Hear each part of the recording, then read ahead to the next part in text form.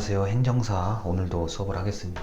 자, 지난주에 이어서 조선에 관련된 얘기, 조선시대에 다양한 논문들이 많거든요. 우리 행정학 계열에서 조선에 관련된 연구를 하는 분들이 그렇게 많지는 않은데 그래도 삼국시대나 고려에 비해서는 상당히 많은 편에 속합니다. 자, 그리고 이게 이런 그 행정사에 관련된 수업을 이제 이번 학기 때 여러분이 처음 들으시는 건데, 이게 뭐 행정학에서 여러분들이 계속 이제 공부를 하실 분들도 계시고 아니실 분들도 계시지만, 행정의 역사를 이렇게 듣기가 어디 다른 데 가서 듣기가 좀 쉽지가 않으실 거예요. 왜냐면은 뭐 제가 한 두어 번 말씀드렸지만, 이런 연구를 해서 뭐 어떻게 저 돈을 벌 것이고 잘 살 수 있을 것이냐 이렇게 이제 말씀을 많이 하세요. 근데 이게 그 굉장히 한 번쯤은 볼만한 주제들이거든요. 특히나 이제 역사에 관심 많으신 분들이 워낙 많아가지고 한 번쯤은 여러분들이 보시면 나쁘지 않을 거라고 생각합니다. 일단 재정, 그러니까 조선의 이제 그 재정과 회계에 관련된 논문이 하나가 있어요. 이게 상당히 독창성 있는 논문이거든요. 보통 우리가 행정학에서 재정 분야, 재무행정, 뭐 국가재정, 정부 예산 이쪽 분야를 굉장히 어려워하세요. 학생들도 그렇고 교수님들조차도 이 돈에 관련된, 정부의 돈에 관련된 그 회계, 우리가 뭐 대차대조표와 같은 회계를 쪽 연구하시는 분들은 굉장히 드물게 생각을 해요. 아직까지도요. 드물게 생각을 하시고 어렵다고 많이 얘기를 하십니다. 근데 이건 더군다나 조선의 회계, 조선의 재정을 얘기하거든요. 제가 알기로는 이제 우리나라의 이제 회계 제도, 회계의 방법, 장부 정리하는 것에 대한 건 개성, 고려 때 고려죠. 개성상인 한 번쯤 들어보셨을 겁니다. 개성상인의 어떤 부기, 단식부기, 복식부기의 개념이 굉장히 앞서 있다고 저는 이제 알고 있고요. 뭐 이 부기의 개념은, 회계의 개념은 이제 아라비아, 지금의 이제 그 중동 아라비아 상인들이 이런 쪽에 좀 이제 특화돼 있다고 저는 알고 있습니다. 자, 이런 그 재정, 돈 관리하는 방식은 고려 때 이미 어느 정도 개성상인을 중심으로 이런 쪽에 능하신 분들이 계셨던 걸로 이미 파악이 되고 있고, 조선은 또 그러는 것을 잘 받아가지고 재정 분야를 열심히 관리를 하는데, 이제 중앙에서, 이게 어차피 조선은 중앙 집권이니까요. 중앙에서 이제 얘기를 하죠. 어떻게 세금을 걷고 어떻게 처리를 해야 되는지 중앙에서 지침을 하달을 합니다. 그러면 지방은 이제 재원 파악. 올해 우리 동네는 풍년이다, 우리 동네는 흉년이다, 그러니까 얼마가 나올 것이다, 쌀이 얼마나 나올 것이다, 재원을 파악해야죠. 그 다음에 중앙조정에서 뭐 전국의 모든 것을 다 일일이 징수할 수 없기 때문에 지방의 지방의 관안은 징수 업무를 대행하는 그런 아주 막중한 임무를 했죠. 아니 이게 만약에 이거 만약에 기록 잘못하고 이러면 큰일 나는 거잖아요. 그리고 재원을 사용할 곳에, 예를 들어서 함경도에 쌀이 부족하다라고 하면은 어느 곳에서 중간에 뭘 거치지 않고 즉시 직송하는 거예요. 직송하는 정책이 굉장히 주요했습니다. 이거는 이제 조선 끝날 때까지 어느 곳에 뭐가 부족하다 그러면 그쪽으로 바로 보내는 그런 방식을 취했고요. 수요처가 징수 권한을 소유했다고 합니다. 그러니까 우리가 예를 들어서 쌀을 공급한다, 쌀을 이제 걷는다, 이제 할 때 이런 재정이 필요한 곳에서 징수하는 권한을 가지고 있었다는 점을 밝히고 있습니다.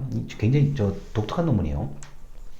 근데 기본적으로 이게 조선은 상업을 좀 억압하는 정책이에요. 그러니까 억상 정책이라고 표현합니다. 상업을 좀 억압하고, 흔히 말해서 유교 사상에 관련된 공부를 하는 것을 중시 여긴 거죠. 그리고 국가의 재분배가 굉장히 강화된 시점이죠. 무슨 말이에요? 다 걷어서 나눠주는 거죠. 자, 그러다 보니까 국가의 재분배 역할이 강화됐고, 백성들에게 나눠주는 것도 있지만, 당시 양반들, 관원들의 급여도 줘야 될 거 아니에요. 이런 것들을 전부 다 고려했기 때문에 재분배 역할이 강화됐다는 거. 그 다음에 이제 당시에 현재 우리의 중국의 조공무역. 조공무역이라는 걸 뭘 이렇게 진상한다고 하죠.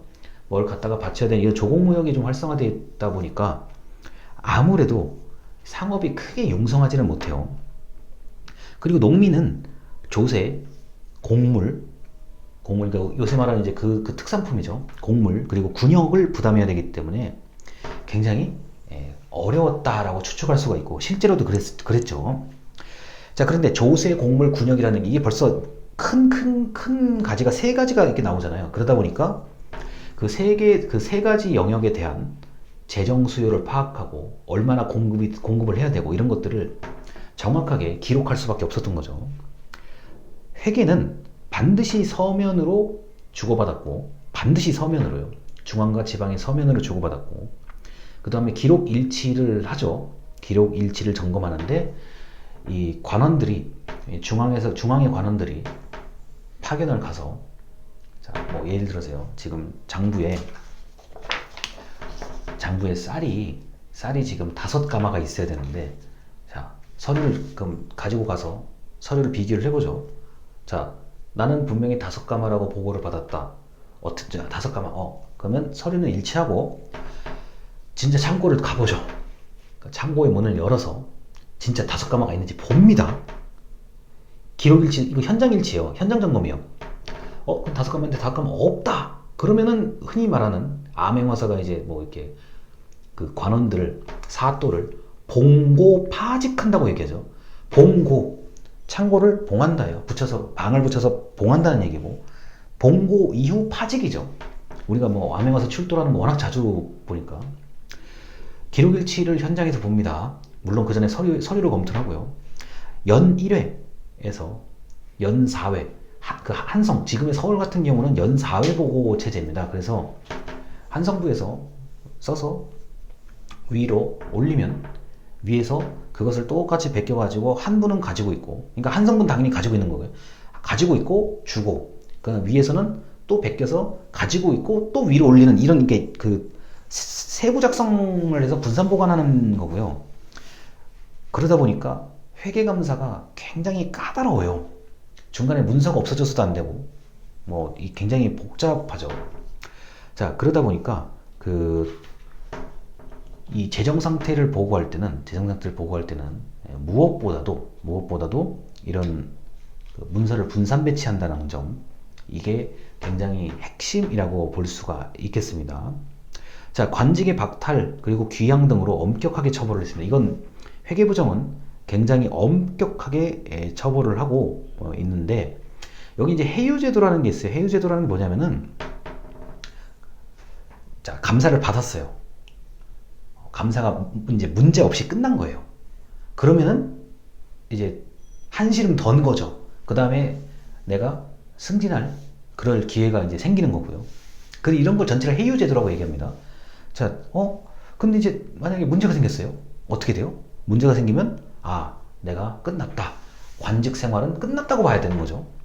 그러한 그 해유제도라는 게 흔히 말해서 지난주에 얘기했던 그 평가 같은 거예요. 평가 같은 건데, 잘하면 잘한 대로, 못하면 못한 대로 한다는 얘기거든. 처분한다는 얘기거든요. 이게 의외로 그 회계부정이나 그러니까 문서의 조작 굉장히 엄격하게 처리했고요. 그리고 이제 현장 감사. 왜 쌀이 없냐? 왜 군포? 왜 정해진 게 없냐? 이 굉장히 엄격하게 처리를 했다고 합니다. 그래서 이 조선의 재정은 의외로 이 회계 처리가 엄격하게 이루어졌다는 점. 다만 현재 우리 대한민국처럼 시장 활성화가 돼 있는 게 아니라 시장을 좀 이렇게 좀 활성화되지 못하게 하는 좀 그런 그 체제이다 보니까 사전, 자, 뭐 난전 또는 사전, 나는 이거 나가서 물건 팔고, 이게 좀 생각보다 쉽지가 않았다는 거. 그리고 정부에서 당시에 조정에서 그런 난전을 엄격하게 통제합니다. 난전권, 난전을 금지하는 권한, 이런 것들을 동원해서 생각보다 엄격하게 또 억압해요. 나쁜 말로 억압이죠. 자, 그래서 모든 그 돈의 흐름을 조정으로 맞추려고 하다 보니까 이 얼마나 투명하게 썼는지, 조작을 하지 않았는지, 중간에 좀 횡령하지 않았는지, 이런 것들에 대해서 민감할 수밖에 없는 겁니다. 그러니까 사경제, 알아서 돈 벌고 알아서 사고 팔든지 하든, 이게 이런 개념이라기보다는 모든 돈의 흐름과 물건의 흐름을 조정을 거쳐서 가게끔 돼 있는 시스템이었기 때문에 이 회계감사 확인, 그 다음에 해유 제도와 같은 이런 것들을 좀 엄격하게 다스렸다고 합니다.